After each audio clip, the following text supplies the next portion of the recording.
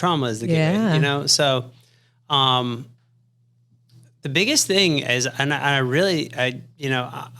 there's so much free information out there. And, you know, I've tried to read I think I've read over 60 books a year for the last decade. So wow, man. You were in the IB program, weren't you? Right? I wasn't. I was in general population. But the thing is, become a student of this stuff. Read about that. There's so many people that are doing so many different things, whether it's listening to this podcast or whether it's listening to another podcast or, you know, watching my YouTube, watching other YouTubes.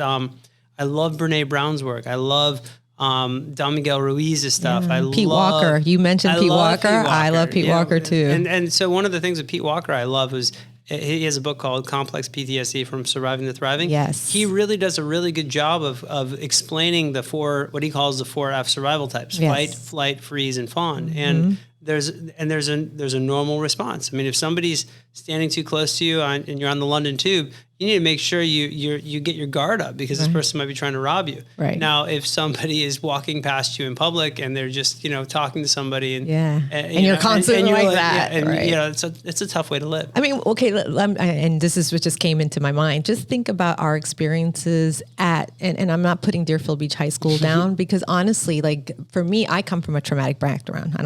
You don't know my story, but I come from trauma. Deerfield High was actually a safe haven for me because of where I come from, right? And so I loved being at school. I loved it. I felt safe there, all right? Wow. But I remember the fights. I just thought that's how life was because you don't know any better when you're at Crystal Lake Middle and Deerfield High and stuff like that.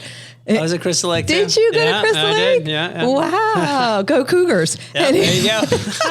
That's crazy. But you see where I'm getting at? But what now as a therapist, I look back and I see all the hypervigilance. Mm-hmm. I see why people started smoking pot because I started, and I'm free with my story, but I started smoking pot in 7th grade at Crystal Lake Middle.